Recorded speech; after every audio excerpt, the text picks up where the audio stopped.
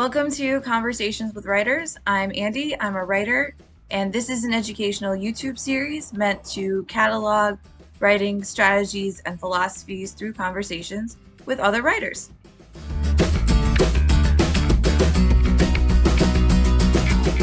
Talley v. Kayser teaches courses at the Pennsylvania State University that combine literary study with outdoor adventure. Her poems and essays appear in many environmentally focused publications, including Alpinist, High Desert Journal, The Fourth River, and Deep Wild. Talley's writing is informed by a decade of experience as an outdoor educator and wilderness guide. She is currently at work on 2 almost done first books. And this is my conversation with Talley.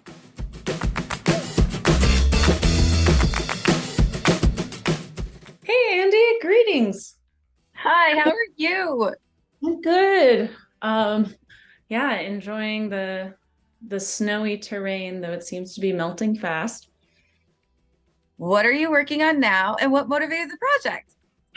So right now I'm at work on 2 different manuscripts. One of them is an essay collection, and that draws primarily on my backcountry experiences in the Sierra Nevada mountains. And the other is a poetry collection that's a lot wider ranging geographically. But both projects are really using storytelling to prod some cultural assumptions about nature and wilderness and the more than human world, specifically in a time of ecological crisis. So I guess you could say I'm motivated by crisis. Just this urge to respond to some dominant narratives about specifically wilderness and what it is and who it's for and what's going on there. Awesome. And what sort of topics are you exploring through this crisis endeavor? Yeah, I'm really interested in the stories that folks from my culture carry into those spaces. And I think a lot of times those stories come from a place that's fairly colonial, or anthropocentric or extractive. As you know, someone who's very much like Euro-American, our default settings tend to be based in this understanding of the landscape that doesn't allow for its dynamism and its creativity and the ways in which it's always shaped humans and continues to shape us. So those are some of the things I'm trying to use my own experiences to challenge and tease apart in service of responding in a very humanities way to some real world challenges of like how we use resources and how we orient our lives around a capitalist economy. So that's wonderful, and I can't wait to read these projects. Yeah, whether I'm successful or not, who knows? But the process of revisiting my own experiences and trying to contribute to that conversation is a really valuable process, I think. I'm sure it's going to be brilliant. Thanks, Andy. What have you learned about yourself through writing? In the course of revising these manuscripts and sharing the manuscripts, I think what has surprised me most that I've learned about myself that I didn't really carry with me into the work is how people outside my subculture perceive the things I do. So I'm thinking specifically of the essay collection here, which is often drawing on my experiences doing these month-long solo off-trail mountaineering expeditions in the Sierra Nevada. While I'll be the first to admit this is very niche, it's a very niche interest. It isn't for everyone. I've been really astonished by some of the feedback that some of the things people say to me after reading my work, you know, readers who are really accomplished writers and thinkers, but don't share that love of outdoor spaces. So, for example, some things I remember people either suggesting or saying outright are like, oh, you must be really running from trauma to be out there for that long, or, oh, I can see you're an Amazon feminist, right? You're out there to like outdo all these male explorers. Or one reviewer asked if I had a death wish, like, was that the motivation? And all of that is so at odds with how I see the work, how I see my time in the mountains, and so at odds with the values that I bring to the project, that it's been hard not to be taken aback and sometimes actually a little insulted. But I keep returning to the idea that, okay, if my work is there to address assumptions about these spaces, then those kinds of responses, as much as they surprise me, really highlight the need for it. Like those responses highlight how these wilderness spaces are gendered and how the stories we carry into outdoor spaces do affect our perceptions and how we shape ourselves. So that's what the whole project is about. So I've definitely learned a lot about how other people perceive the kinds of adventures I'm really interested in exploring. That's a really wonderful response, and I kind of have some of that as well as someone writing in Appalachia or from Appalachia and representing that Mm-hmm. demographic.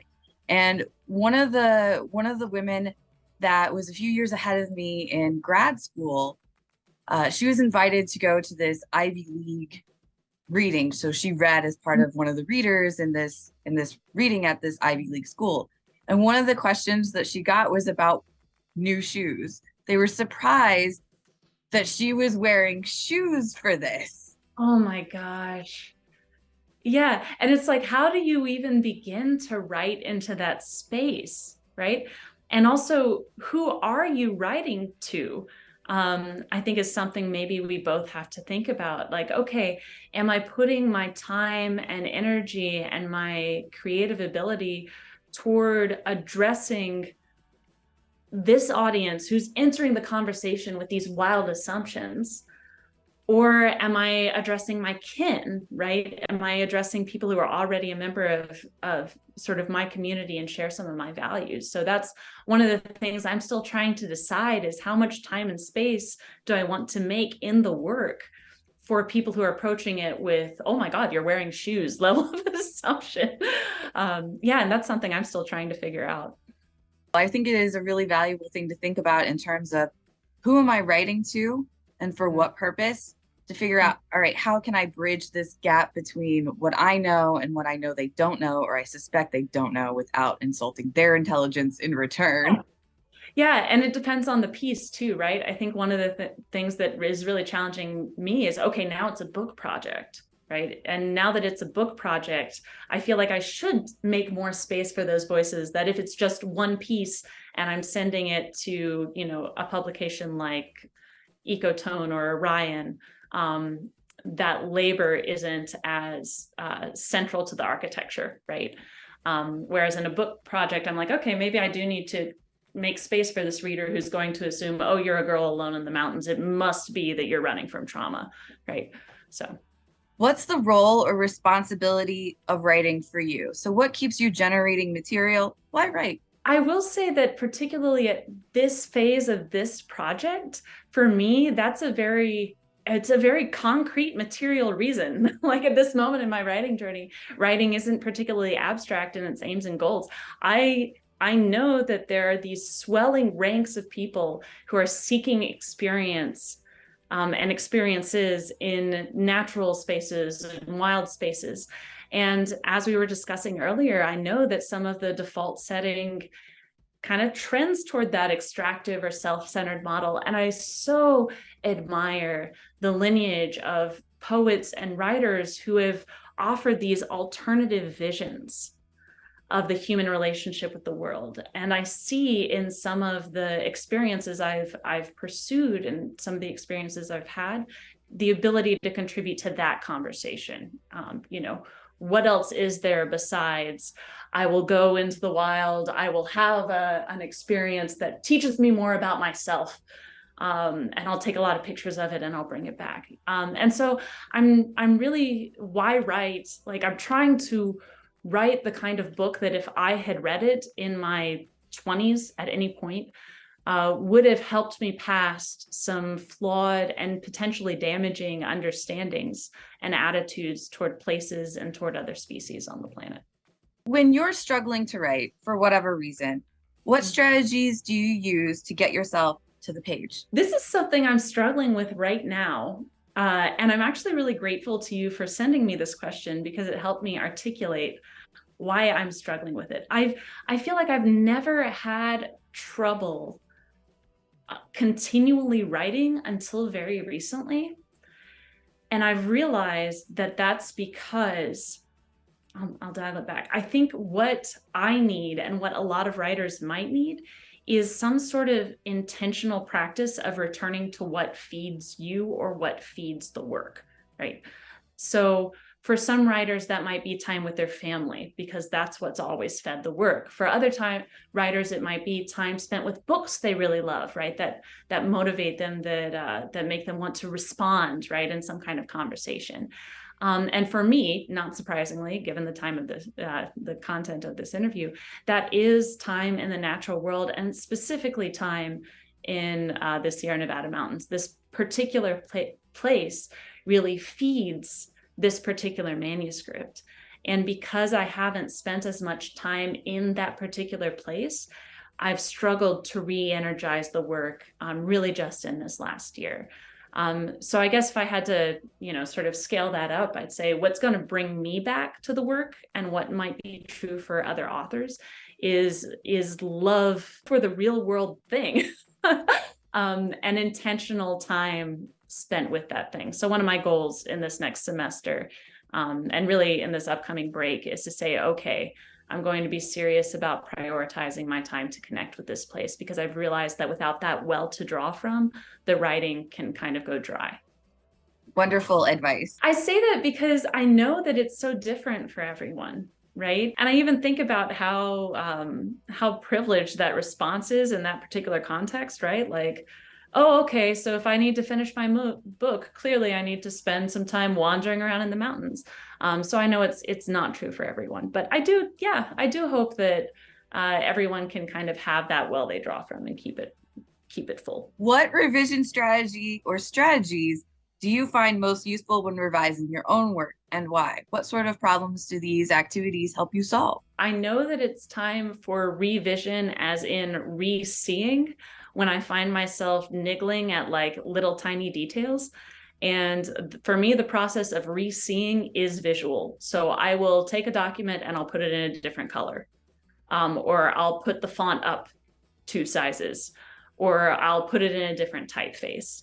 Especially with poetry, that shorter form stuff, that really helps me see the work anew and recognize where I've been making intentional choices and where I've been making less intentional choices.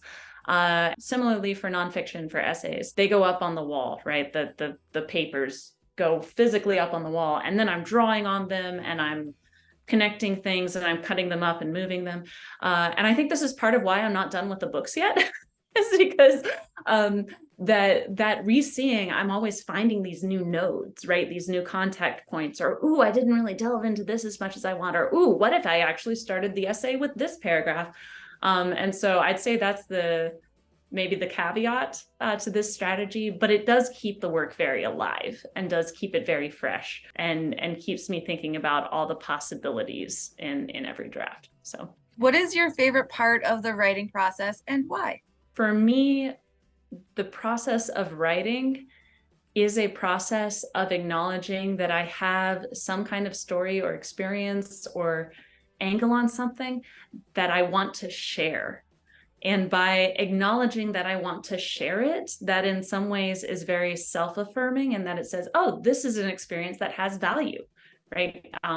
Something was going on here that is meaningful and powerful enough that I think others can share in it. And I really like that experience of tuning for resonance, almost, where you're like, okay, this thing has happened to me.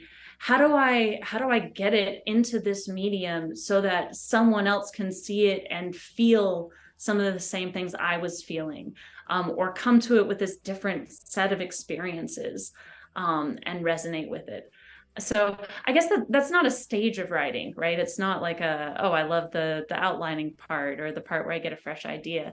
It's something I feel through the entire process when work is going well, is this idea that writing is fundamentally communication, and I have something to communicate, and I have people who will be ready to receive it through their own lenses. So that's my favorite part. What reading suggestions do you have?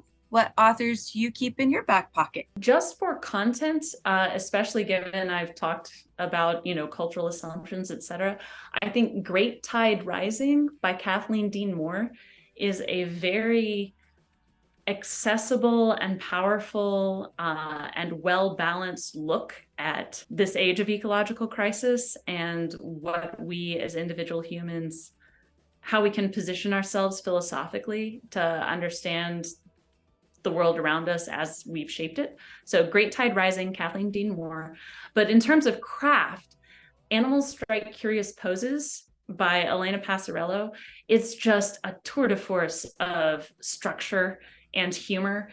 And it has these same themes of nature in it, but it's just so honed in terms of writing craft, and every essay is different, and they all have this underlying structure that's different, but it's brilliant every time. I feel obligated to talk about a couple poets. I'll just briefly say the text Whereas by Layli Long Soldier and Post-Colonial Love Poem by Natalie Diaz. Those are both Native Indigenous women, and their collections are astonishing and really like courageous, but also humorous, and also very intentional in working with form and breaking it down. And the last thing I'll say is that really, I'm always learning about new poets that I love. I'm always learning about new authors that I love because literary magazines, right? So I feel like literary magazines are seriously underrated by writers. If you can't afford them, here we have Penn State's library, we have our local library. If you can, get the subscriptions, because what you're investing in is this curated editorial vision that's going to bring to you voices that are aligned with your aesthetics and your topics, right? So I love Orion. I love the Ecotone. I love Ecotone. I've loved the Gettysburg Review since college. There are online magazines like Terrain or like The Hopper, but it kind of loops back to the idea of strategies that keep your well full. Like, I think if you have this sense of there being other writers out there, right, and they're contributing to the conversation, then feeling like you have a little lens into that world, at least for me, can really help motivate the work and again, keep it fresh, keep it new, keep it coming strong. Thank you so much. Thank you for making time to hang out with me. I've learned so much and I really appreciate it. I appreciate it too, Andy. Thanks so much for carving out this space for us and for yourself.